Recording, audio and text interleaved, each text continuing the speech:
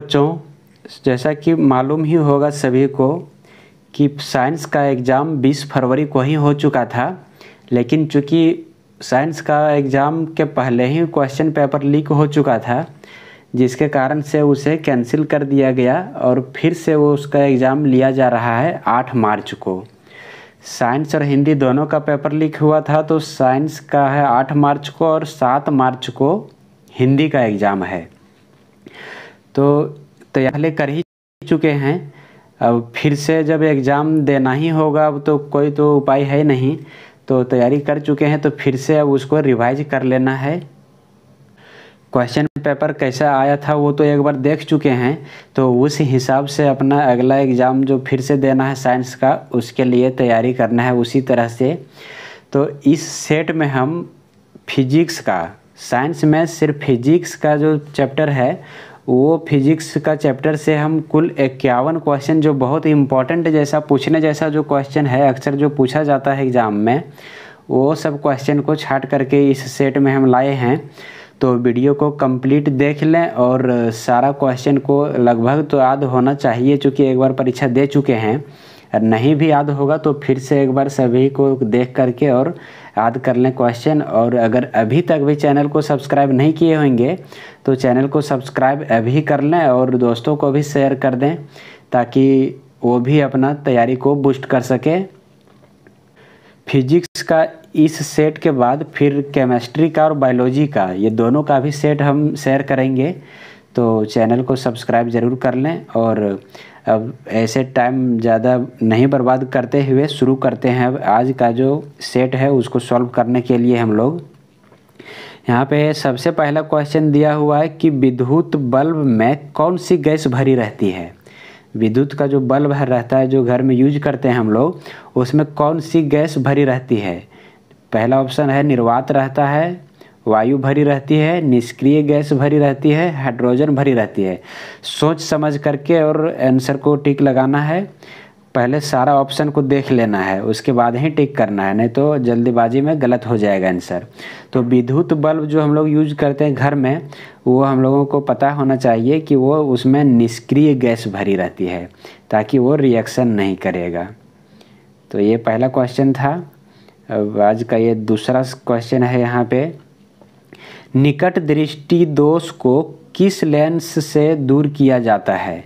निकट दृष्टि दोष अगर किसी को हो जाए तो उसको किस लेंस से दूर किया जाता है।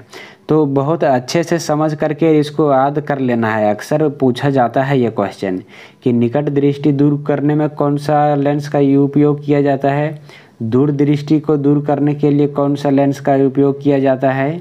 तो इसको अच्छे से याद रख लेना है। निकट दृष्टि दोष में अवतल लेंस का उपयोग किया जाता है। निकट दृष्टि दोष को दूर करने के लिए अवतल और दूर दृष्टि दोष के लिए उत्तल लेंस का उपयोग किया जाता है। अक्सर पूछा जाता है ये क्वेश्चन, इसीलिए बढ़िया से इसको दिमाग में बैठा लेना है। निकट और दूर, इसको याद रखने के लिए एक ट्रिक हम बता दे ले रहे हैं यहाँ पे कि जैसे निकट दृष्टि है और दूर दृष्टि है। निकट में 3 अक्षर है और दूर में 2 ही अक्षर है। तो 3 अक्षर वाला में अवतल वाला उपयोग किया जाता है, जो कि 4 अक्षर है अवतल में। अवतल 4 अक्षर का है और ये 3 अक्षर का है। तो ये छोटा है उसमें दूर वाला, और ये बड़ा है अवतल 4 अक्षर का है, तो इसमें ये 3 अक्षर का है, तो ये निकट वाला। ये ज़्यादा लंबा लिखा हुआ है तो ये भी लंबा है, ये छोटा है तो ये छोटा है। इस तरह से याद रख सकते हैं कि दूर दृष्टि में उत्तल 3 ही अक्षर वाला है। निकट दृष्टि दोष में अवतल लेंस का उपयोग किया जाता है। इस तरह से दिमाग में बैठा करके रख सकते हैं, क्योंकि इम्पोर्टेंट क्वेश्चन है। अक्सर कन्फ्यूजन होने लगता है एग्जाम में कि निकट में अवतल होगा कि उत्तल होगा। तो इसको याद रखने के लिए हम बता दिए ये अपने तरफ से एक ट्रिक कि निकट 3 अक्षर है तो अवतल ये 4 अक्षर वाला। ये बड़ा है, ये भी बड़ा है, ये छोटा है तो ये छोटा है। अगला क्वेश्चन को देखते हैं हम लोग। आगे है धारा बढ़ने पर विद्युत युक्तियाँ नष्ट ना हो इसलिए परिपथ में क्या लगाए जाते हैं। धारा बढ़ने पर, ये मतलब यहाँ कहने का ये मतलब है कि अगर वोल्टेज जो हम लोग कहते हैं कि बढ़ जाता है, तो वोल्टेज जब बढ़ता है तो उस समय जो विद्युत युक्तियाँ, जैसे कोई भी घर का जो इलेक्ट्रॉनिक सामान है वो सब खराब नहीं हो, इसके लिए परिपथ में क्या लगाया जाता है। ए मीटर, फ्यूज या वोल्ट मीटर। और चौथा ऑप्शन है विभव मापी। तो इसका आंसर हो जाएगा धारा बढ़ने पर विद्युत युक्तियाँ नष्ट ना हो इसके लिए फ्यूज लगाया जाता है। जो घर में फ्यूज हम लोग लगाते हैं बोर्ड में, वो इसलिए लगाया जाता है ताकि अगर कभी वोल्टेज बढ़ जाए तो कोई भी चीज़ का नुकसान नहीं पहुँचे। तो क्या लगाया जाता है? फ्यूज लगाया जाता है। अगला क्वेश्चन है उत्तल दर्पण द्वारा बना प्रतिबिंब सदैव होता है। उत्तल दर्पण में जो प्रतिबिंब बनता है वो हमेशा कैसा होता है? तो उत्तल दर्पण में याद रखना है कि उत्तल दर्पण द्वारा हमेशा जो प्रतिबिंब बनता है वो बनता है सीधा प्रतिबिंब। उत्तल दर्पण में हमेशा सीधा प्रतिबिंब बनता है। गाड़ी के जो साइड मिरर में हम लोग लगाते हैं, साइड मिरर में जो लगा हुआ रहता है वो उत्तल दर्पण ही लगा रहता है और उसमें सीधा प्रतिबिंब दिखता है। तो ये हो गया, इसका ऑप्शन डी सही हो जाएगा। नेक्स्ट क्वेश्चन है लेंस की क्षमता और उसकी फोकस दूरी में क्या संबंध है? लेंस की क्षमता, जिसको P से हम लोग डिनोट करते हैं, लेंस की क्षमता P और फोकस दूरी, तो P और F में क्या संबंध होता है? तो लेंस की क्षमता P बराबर हम जानते हैं कि होता है 1/f। तो लेंस की क्षमता और फोकस दूरी में संबंध हो जाएगा, ऑप्शन ये सही हो जाएगा, P बराबर 1/f। अगला क्वेश्चन में है निम्न में से कौन सा पदार्थ लेंस बनाने के लिए प्रयुक्त नहीं किया जा सकता है? लेंस बनाने में किस पदार्थ का प्रयोग नहीं किया जा सकता है, किसको प्रयुक्त नहीं किया जाता है? तो जल का उपयोग होता है, कांच भी होता है, प्लास्टिक भी होता है, मिट्टी का प्रयुक्त नहीं किया जा सकता है। तो इसको याद रखना है कि लेंस बनाने में मिट्टी का प्रयोग नहीं किया जा सकता है। इम्पोर्टेंट क्वेश्चन है ये भी, इसको भी याद रख लेना है। अगला है चुंबकीय क्षेत्र का SI मात्रक। चुंबकीय क्षेत्र का SI मात्रक क्या होगा? वेबर होगा कि टेस्ला होगा कि फैराडे होगा कि इनमें से कोई नहीं? तो इसका आंसर हो जाएगा चुंबकीय क्षेत्र का SI मात्रक टेस्ला होता है, याद रखना है इसको, टेस्ला होगा ये। अगला क्वेश्चन है लघु पथन के समय परिपथ में विद्युत धारा का मान क्या होता है? बहुत कम हो जाता है, परिवर्तित नहीं होता, बहुत अधिक बढ़ जाता है, निरंतर परिवर्तित होता है। इसको समझ लेना है अच्छे से, इम्पोर्टेंट क्वेश्चन है ये भी। लघु पथन, जिसको हम लोग शॉर्ट सर्किट जो बोलते हैं कि शॉर्ट सर्किट हो गया, तो उस समय परिपथ में विद्युत धारा का मान क्या होता है? बढ़ जाता है। हम लोग जानते हैं वोल्टेज बहुत अधिक अगर कभी बढ़ जाता है तो उसी के कारण से शॉर्ट सर्किट होने का चांस रहता है। तो वही शॉर्ट सर्किट को ही लघु पथन कहते हैं, शॉर्ट सर्किट। तो वो कब होता है? जब विद्युत धारा का मान बहुत अधिक बढ़ जाता है। तो इसका हो जाएगा ऑप्शन सी सही हो जाएगा। लघु पथन यानी शॉर्ट सर्किट में विद्युत धारा का मान बहुत अधिक बढ़ जाता है। अगला क्वेश्चन है विद्युत धारा उत्पन्न करने की युक्ति को क्या कहते हैं? जिससे विद्युत धारा उत्पन्न होता है उस युक्ति को क्या कहते हैं? उसको जनित्र कहते हैं। जनित्र तो हिंदी में थोड़ा समझ में आ रहा होगा कि क्या है, नहीं है, जिसको हम लोग जनरेटर जो बोलते हैं, तो वही है जनित्र। तो विद्युत धारा उत्पन्न करने की युक्ति को जनित्र कहते हैं, जिसको हम लोग जनरेटर जो बोलते हैं। तो इसका हो जाएगा ऑप्शन ये सही। अगला क्वेश्चन में दिया है ओम का नियम है। ओम का नियम क्या है? ये यहाँ पे 4 ऑप्शन दिया है। V proportional to I, V proportional to R, V proportional to W, V equals to W।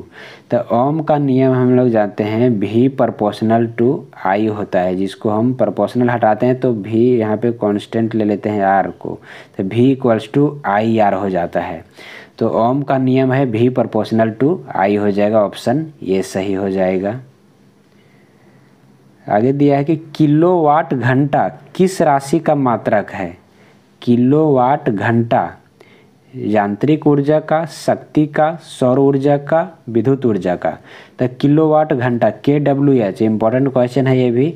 ये किस राशि का मात्रक है? तो ये हो जाएगा विद्युत ऊर्जा का मात्रक होता है किलोवाट घंटा, विद्युत ऊर्जा का। तो ऑप्शन डी हो जाएगा। अगला क्वेश्चन में है सघन माध्यम से विरल माध्यम में जाती हुई किरण मुड़ जाती है अभिलंब की ओर, अभिलंब से दूर, अभिलंब के साथ संपाती, इनमें से कोई नहीं। बहुत इंपॉर्टेंट क्वेश्चन है ये, बढ़िया से इसको समझ लेना है और इसको दिमाग में बैठा लेना है। सघन माध्यम से विरल माध्यम, सघन माध्यम कहेंगे जैसे कि पानी, पानी जो है वो हो जाएगा सघन माध्यम, सघन माध्यम है ये। और हवा को अगर ले लेंगे तो हवा हो जाएगा विरल माध्यम। तो जब सघन माध्यम से जब विरल माध्यम में जब जाता है, सघन माध्यम से विरल माध्यम में जाती हुई किरण जो है वो मुड़ जाएगा, सघन माध्यम से विरल माध्यम में जाएगा तो अभिलंब से दूर हो जाएगा। ये अभिलंब से दूर हो जाता है जब सघन माध्यम से विरल माध्यम में जाता है। तो इसको हम इस तरह से समझ सकते हैं, जैसे ये मान लेते हो गया सघन माध्यम और ये हो गया विरल माध्यम। सघन माध्यम में ये हो गया पानी और विरल माध्यम में ये हो गया हवा। तो जब इस तरह से इसमें किरण जब आएगी तो ये हो गया इधर अभिलंब, अभिलंब है ये। तो ये किरण इधर से ऐसे आ रही है तो ये अभिलंब से दूर हो जाएगी, इधर चल जाएगी। इसको आना चाहिए था ऐसे, लेकिन ये इधर हो करके तो अभिलंब से दूर चल जाएगी ये। तो इसको बढ़िया से याद रख लेना है कि सघन माध्यम से विरल माध्यम में जब जाती है कोई भी किरण तो अभिलंब से दूर मुड़ जाती है वो। बहुत इंपॉर्टेंट क्वेश्चन है ये। विद्युत आवेश का SI मात्रक, विद्युत आवेश का SI मात्रक क्या होता है, इसको भी याद रख लेना है। विद्युत आवेश का SI मात्रक होता है कूलम, जिसको कि C से डिनोट किया जाता है। अगला है जरा दूर दृष्टि को किस लेंस से दूर किया जाता है। जरा दूर दृष्टि, इसको भी याद कर लेना है बढ़िया से ही कि जरा दूर दृष्टि जिसको कि कहते हैं प्रेस बायोपिया,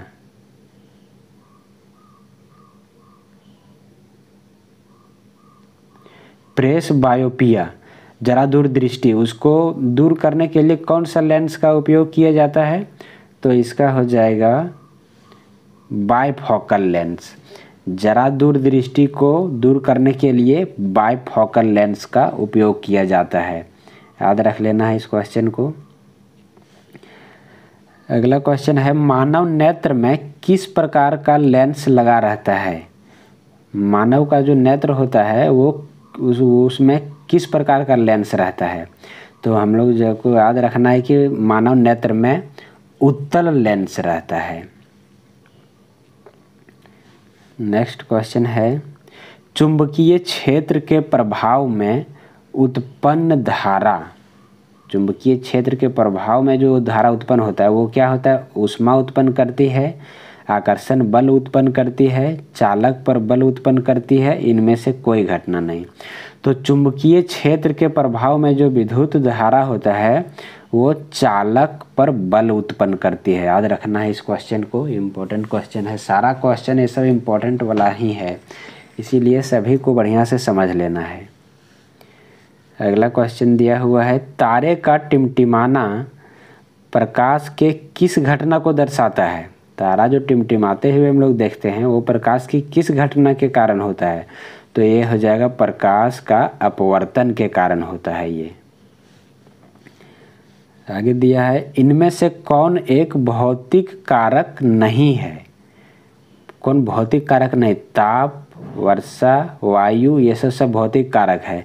सूक्ष्म जीव जो है वो भौतिक कारक नहीं होगा, तो इसका आंसर डी हो जाएगा। आगे दिया हुआ डायनेमो का सिद्धांत आधारित है। डायनेमो किस सिद्धांत पर आधारित रहता है, विद्युत चुंबकीय प्रेरण पर, प्रेरित विद्युत पर, धारा के ऊष्मीय प्रभाव पर, इनमें से कोई नहीं। तो याद रखना है इसमें डायनेमो जो है वो विद्युत चुंबकीय प्रेरण पर आधारित रहता है, उसमें चुंबक के लगा हुआ रहता है और उसी के अनुसार से वो काम करता है। तो ये हो जाएगा विद्युत चुंबकीय प्रेरण सिद्धांत पर वो काम करता है। अगला क्वेश्चन है इंद्रधनुष बनने का क्या कारण है। इंद्रधनुष जो देखते हैं हम लोग उसका क्या कारण है? अपवर्तन तथा प्रकीर्णन। अपवर्तन, सारा आंसर को पढ़ ले, सारा ऑप्शन को पहले देख लेना है, हम बार बार बता दे रहे हैं इस बात को। वर्ण विक्षेपण, अपवर्तन तथा पूर्ण आंतरिक परावर्तन, इनमें से कोई नहीं।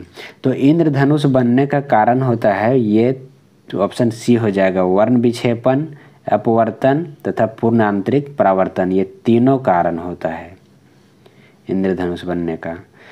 किसी माध्यम के अपवर्तनांक का मान होता है। अपवर्तनांक का मान क्या होता है? कोई भी माध्यम है उसका अपवर्तनांक का मान क्या होगा? ये उसका होता है साइन आई बटे साइन आर, याद रखना है इसको। किसी भी माध्यम के अपवर्तनांक का मान होता है साइन आई बटे साइन आर। आगे दिया है, निम्न में से किस माध्यम में प्रकाश की चाल अधिकतम होती है? किस माध्यम में सबसे अधिक प्रकाश की चाल होगी? हवा में, जल में, शीशा में कि हीरा में? प्रकाश की चाल सबसे अधिक ये चारों में से किस में होगा? तो याद रखना है इसका ऑप्शन कि हवा में सबसे ज़्यादा तेज होगा चाल, उससे कुछ कम होगा जल में, उससे कम होगा शीशा में, और उससे भी कम होगा हीरा में। तो सबसे अधिक चाल होगा यहाँ पे हवा में प्रकाश की चाल, याद रखना है, वो भी इम्पोर्टेंट क्वेश्चन है। अगला क्वेश्चन में दिया है, पानी से भरी बाल्टी की गहराई कम दिखाती है, इसका कारण है। जैसे बाल्टी में अगर पानी भरा हुआ रहता है तो वो पानी जहाँ तक भरा हुआ है वो नीचे ये जहाँ से भरा है लेकिन कुछ ऊपर तक से दिखता है, लगता है कि यहीं से पानी भरा हुआ है। इसका क्या कारण होता है? तो ये हो जाएगा अपवर्तन। अपवर्तन के कारण ही इस तरह से दिखता है कि पानी में भरी बाल्टी की गहराई जो है वो कम दिखता है, अपवर्तन के कारण। वायु में प्रकाश की चाल निर्वात की अपेक्षा कम होगी कि ज़्यादा होगी कि समान होगी कि इनमें से कोई नहीं? वायु में प्रकाश की चाल निर्वात की अपेक्षा, तो इसको याद रखना है कि निर्वात में ज़्यादा होता है, सबसे ज़्यादा निर्वात में ही होता है। जब वायु में जाएगा तो निर्वात से कुछ कम हो जाएगा। तो यहाँ पे है क्वेश्चन कि वायु में प्रकाश की चाल निर्वात की अपेक्षा कम होती है, ऑप्शन ये सही हो जाएगा। लेंस के मुख्य फोकस की संख्या, लेंस के मुख्य फोकस की संख्या कितनी है? 2, 1, 3। तो लेंस जो होता है उसका मुख्य फोकस ये जो है इधर एक टुकड़ा से बना हुआ है, ये इधर का एक टुकड़ा से बना है, तो एक फोकस इधर होता है, एक फोकस इधर होता है। तो लेंस का मुख्य फोकस हो जाता है कुल 2, इसका ऑप्शन ये सही हो जाएगा। आगे है, किसी लेंस द्वारा उत्पन्न आवर्धन का SI मात्रक, आवर्धन जिसको M से हम लोग डिनोट करते हैं वो मैग्नीफाइंग जिसका होता है, तो आवर्धन का SI मात्रक क्या है? आवर्धन का SI मात्रक मीटर, सेंटीमीटर, मिलीमीटर, मात्रक विहीन। तो आवर्धन जो है वो मात्रक विहीन होता है, इसका ऑप्शन डी सही हो जाएगा। आगे है क्वेश्चन, एक गोलीय दर्पण की फोकस दूरी प्लस 20 सेंटीमीटर है।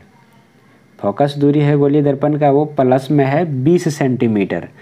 तो यह गोलीय दर्पण कैसा होगा? अगर प्लस में 20 है तो कैसा दर्पण होगा?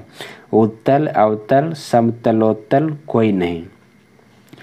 तो अगर गोलीय दर्पण का फोकस दूरी है वो प्लस में जब 20 दिया हुआ है तो हम जानते हैं कि प्लस राइट साइड में होता है, इधर माइनस होता है, इधर प्लस होता है। तो इसका फोकस दूरी इधर से ये हो जाएगा उत्तल दर्पण में, ये उत्तल दर्पण है ये, इसका फोकस दूरी प्लस में होता है, तो ये हो जाएगा ऑप्शन ये सही। फोकस दूरी जब प्लस में दिया हुआ है 20 तो वो होगा उत्तल दर्पण। अगला क्वेश्चन है, निम्न में से कौन लेंस का आवर्धन होता है? लेंस का आवर्धन जिसको M से हम लोग डिनोट करते हैं, तो M बराबर होता है प्रतिबिंब की दूरी बटे बिंब की दूरी, तो V बटे U, इसका हो जाएगा ऑप्शन डी सही, V बटे U, आवर्धन का यही फॉर्मूला होता है। आगे है, निम्नलिखित में से किसका अपवर्तनांक सबसे अधिक होता है? वायु का, बर्फ का, कांच का, हीरा का। ये भी बहुत इम्पोर्टेंट क्वेश्चन है। किसका अपवर्तनांक सबसे अधिक? याद रखना है इसको कि सबसे अधिक अपवर्तनांक हीरा का होता है। सबसे अधिक होगा हीरा का, फिर इससे कम होगा कांच का, फिर उससे कम होगा बर्फ का, और सबसे कम होगा यहाँ पे वायु का। तो सबसे अधिक अपवर्तनांक हो जाएगा किसका? तो हीरा का हो जाएगा। अगला क्वेश्चन है, निम्नलिखित में से किस लेंस को अभिसारी लेंस कहते हैं? अभिसारी लेंस कौन सा लेंस को कहा जाता है? तो याद रखना है ये उत्तल लेंस को अभिसारी लेंस कहते हैं। उत्तल लेंस को, ये जिसको कन्वेक्स कहते हैं, कन्वेक्स लेंस, इसी को अभिसारी लेंस भी कहते हैं। अभिसारी और अपसारी पूछता है कभी कभी, इसीलिए इसको याद रखना है कि अभिसारी लेंस कहते हैं उत्तल लेंस को। अगला क्वेश्चन है नेक्स्ट में, गोलीय दर्पण की वक्रता त्रिज्या 40 सेंटीमीटर हो तो उसकी फोकस दूरी होगी। वक्रता त्रिज्या है 40, तो फोकस दूरी कितना होगा? 40, 30, 20, 10। तो एक फार्मूला याद रखना है कि फोकस दूरी और वक्रता त्रिज्या में जो है संबंध होता है वो होता है F बराबर R/2। फोकस दूरी जो है वो वक्रता त्रिज्या का आधा होता है। तो यहाँ पे त्रिज्या दिया हुआ है 40, तो फोकस दूरी कितना होगा? तो त्रिज्या होगा 40/2, तो ये हो जाएगा फोकस दूरी हो जाएगा 20। तो ऑप्शन सी सही हो जाएगा। आगे है क्वेश्चन, निम्न में से किस दर्पण की फोकस दूरी धनात्मक होती है? कौन सा दर्पण का फोकस दूरी धनात्मक होता है? अभी हम इससे पहले भी बता चुके हैं किस दर्पण का फोकस दूरी धनात्मक होता है। तो धनात्मक हम जानते हैं कि इधर होता है धनात्मक, इधर होता है ऋणात्मक। तो ये दर्पण हो जाएगा उत्तल दर्पण। उत्तल दर्पण का ही फोकस दूरी इधर होता है धनात्मक तरफ में। तो यहाँ हो जाएगा, इसका आंसर हो जाएगा उत्तल दर्पण। बी ऑप्शन हो जाएगा सही। अगला क्वेश्चन है, दर्पण का सूत्र है। दर्पण सूत्र क्या है? 4 ऑप्शन दिया हुआ है। 1/v + 1/u बराबर 1/f, 1/v - 1/u बराबर 1/f, 1/f + 1/u बराबर 1/v, 1/f + 1/v बराबर 1/u। तो दर्पण सूत्र क्या है? याद रखना है इसको अच्छी तरह से। 1/f बराबर 1/v + 1/u, यही होता है दर्पण का सूत्र। याद रखना है इसको बढ़िया से। दर्पण सूत्र होता है 1/f बराबर 1/v + 1/u।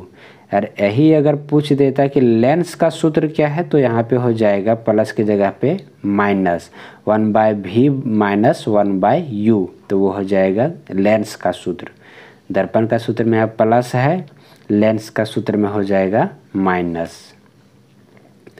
आगे है क्वेश्चन, अवतल दर्पण के सामने वस्तु को कहाँ रखा जाए ताकि प्रतिबिंब उल्टा, वास्तविक और समान आकार का बने? बहुत इम्पोर्टेंट क्वेश्चन है ये। कभी कभी ये इसका खींचने के लिए भी दे देता है आकृति इसका, कि जब वस्तु समान आकार का प्रतिबिंब बन रहा है तो कहाँ पर रहेगा? तो इसका हो जाएगा वक्रता केंद्र पर। अवतल दर्पण का वक्रता केंद्र पर जब वस्तु रहता है तो उसका प्रतिबिंब समान आकार का बनता है। जितना बड़ा वस्तु रहेगा उतना ही बड़ा प्रतिबिंब बनता है। इसका कभी कभी आकृति बनाने के लिए भी आता है। तो याद रखना है इसको बढ़िया से कि अवतल दर्पण में,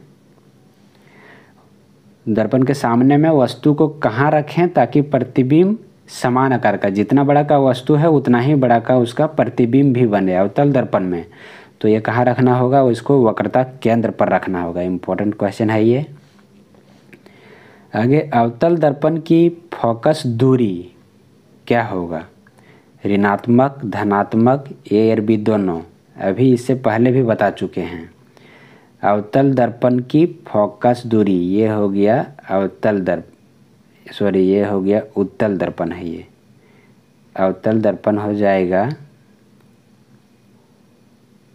ये अवतल दर्पण है। इसका फोकस दूरी क्या होगा, धनात्मक कि ऋणात्मक, तो इसका फोकस दूरी हो जाएगा, ये इधर होता है फोकस दूरी इसका, जो कि इधर ऋणात्मक है, इधर है धनात्मक इधर ऋणात्मक, तो अवतल दर्पण का फोकस दूरी हो जाएगा ऋणात्मक। इम्पोर्टेंट है ये, याद रखना है इसको। तेल लगा कागज होता है पारदर्शक या पारदर्शक पारभाषक, इनमें से कोई नहीं। तो अगर किसी कागज पर जब तेल लग जाता है तब वो देखते हैं हम लोग कि उसमें इधर से उधर थोड़ा थोड़ा दिखने लगता है, तो उसको क्या कहेंगे, पारदर्शक कहेंगे कि या पारदर्शक कि पारभाषक। तो जब पूरा इस पार से उस पार अगर दिखता है तब उसको कहेंगे पारदर्शक, और अगर इस पार से उस पार एकदम नहीं दिखेगा, जैसे कि दीवार के इस पार से उस पार नहीं दिखेगा, तो वो हो जाएगा या पारदर्शक। और तेल लगा हुआ कागज जिसमें थोड़ा थोड़ा इस पार से उस पार दिख जाए तो उसको कहेंगे पारभाषक, तो वो हो जाएगा पारभाषक। आगे दिया है प्रकाश की किरणें गमन करती है सीधी रेखा में, तिरछी रेखा में, किसी भी दिशा में, इनमें से कोई नहीं। तो इसको एकदम अच्छे से याद रख लेना कि प्रकाश की किरणें हमेशा सीधी रेखा में गमन करती है, ऐसे नहीं कि इस तरह से घूम करके प्रकाश की किरण इधर आ जाएगा। तो प्रकाश की किरणें हमेशा सीधी रेखा में गमन करती है। आगे है समतल दर्पण द्वारा बना प्रतिबिंब सदा क्या होता है। समतल दर्पण में जो प्रतिबिंब बनता है वो हमेशा क्या होगा, वास्तविक होगा, आभासी और सीधा होगा, कि वास्तविक और सीधा होगा, कि आभासी और उल्टा होगा। समतल दर्पण जो हम लोग घर में यूज करते हैं अक्सर, उसमें कैसा प्रतिबिंब बनता है, तो उसका जो प्रतिबिंब रहता है वो आभासी और सीधा प्रतिबिंब रहता है, याद रखना है इसको। समतल दर्पण की फोकस दूरी होती है, कोई समतल दर्पण है तो उसका फोकस दूरी क्या होता है, अनंत, शून्य, 100 सेंटीमीटर, 50 सेंटीमीटर।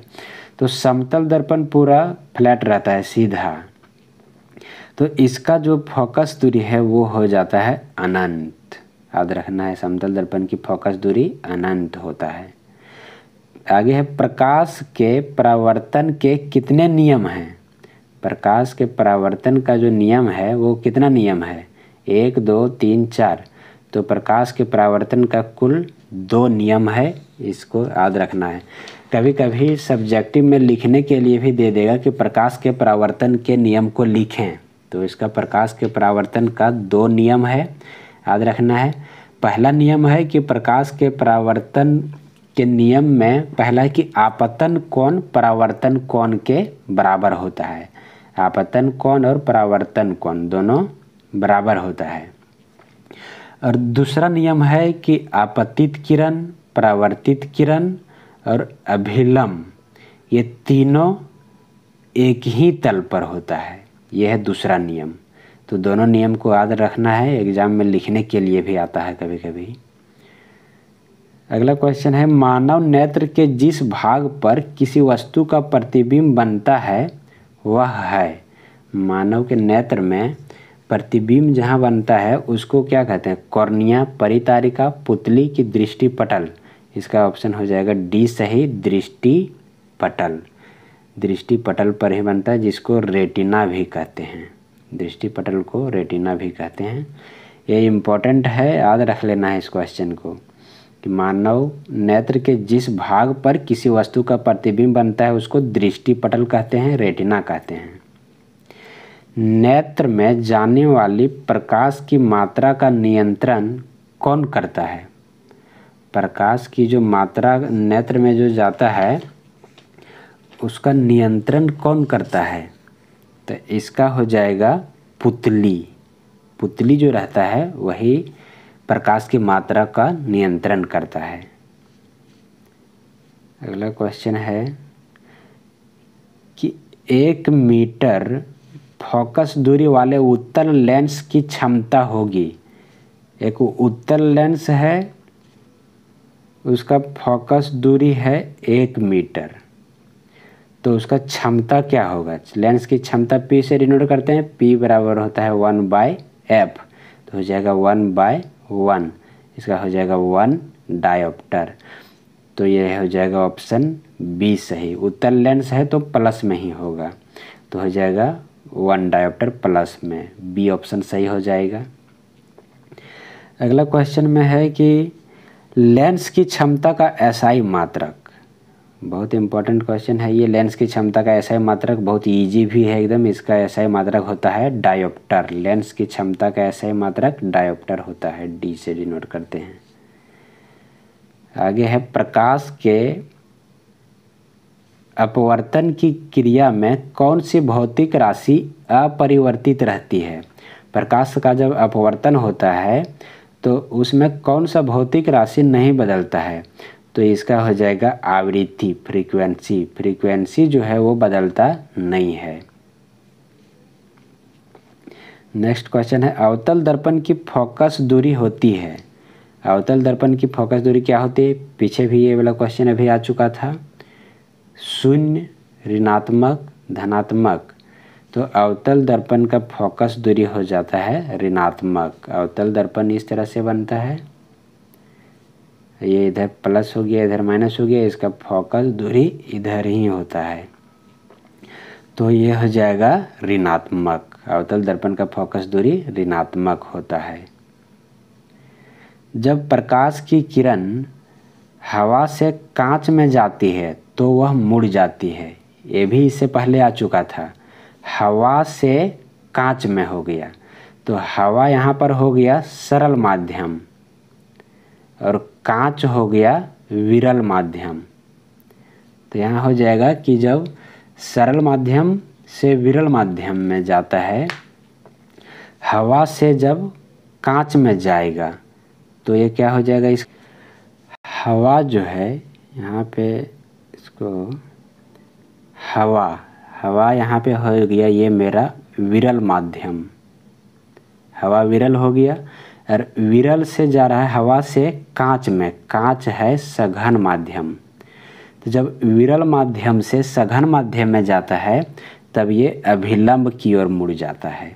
इससे पहले जो एक क्वेश्चन आया था उसमें सघन से विरल की ओर जा रहा था, जब सघन माध्यम से विरल में जाता है तो अभिलंब से दूर हो जाता है, और जब विरल से सघन में जाता है तो अभिलंब की ओर मुड़ जाता है। तो इसका हो जाएगा कि ये अभिलंब की ओर मुड़ जाएगी। अगला क्वेश्चन में है उत्तल लेंस द्वारा वास्तविक आवर्धित प्रतिबिंब बनता है जब वस्तु होती है। उत्तल लेंस में वास्तविक आवर्धित मतलब बड़ा प्रतिबिंब कब बनता है, जब वस्तु कहाँ पर रहेगा, फोकस दूरी पर, एफ पर जब रहेगा। अगला क्वेश्चन है गोलीय लेंस मुख्यतः कितने प्रकार के होते हैं।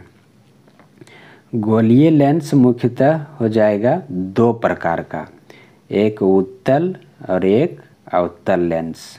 तो गोलीय लेंस मुख्यतः 2 प्रकार के होते हैं। अंतिम क्वेश्चन अब आ रहा है गोलीय दर्पण का फोकसांतर उसकी वक्रता त्रिज्या का कितना गुना होता है। गोलीय दर्पण का फोकसांतर जिसको एफ जो कहते हैं, तो फोकसांतर उसकी वक्रता त्रिज्या का कितना गुना होता है, 2 गुना, आधा, 4 गुना। फोकसांतर, फोकस जो है वो वक्रता त्रिज्या का एफ बराबर होता है r/2। तो फोकसांतर जो है वो वक्रता त्रिज्या का आधा होता है। इसको बढ़िया से दिमाग में सेट कर लेना है, इससे रिलेटेड क्वेश्चन भी बनाने के लिए दे देता है। और ये अंतिम क्वेश्चन है उत्तल दर्पण द्वारा बना प्रतिबिंब सदैव कैसा होता है। उत्तल दर्पण द्वारा बना प्रतिबिंब उल्टा होगा, आवर्धित होगा, वास्तविक होगा कि सीधा होगा। तो उत्तल दर्पण में हमेशा सीधा प्रतिबिंब बनता है। इससे पहले भी ये क्वेश्चन एक बार और आ चुका था, अभी बताए थे कि जो मोटरसाइकिल के जो साइड मिरर में रहता है ये उत्तल दर्पण ही रहता है और उसमें हमेशा सीधा प्रतिबिंब बनता है। तो यहाँ पे पूछ रहा था उत्तल दर्पण द्वारा बना प्रतिबिंब सदैव क्या होता है, सीधा होता है। तो ये हो जाएगा ऑप्शन डी इसका सही हो जाएगा। इस तरह से कुल ये 51 क्वेश्चन का सेट ख़त्म हो गया। अगला जो सेट रहेगा मेरा वो केमिस्ट्री और बायोलॉजी का भी एक सेट रहेगा। तो तैयारी के लिए अभी भी चैनल को नहीं सब्सक्राइब किए हैं तो कर लें और दोस्तों को भी शेयर कर दें और अपना तैयारी को जारी रखें। धन्यवाद।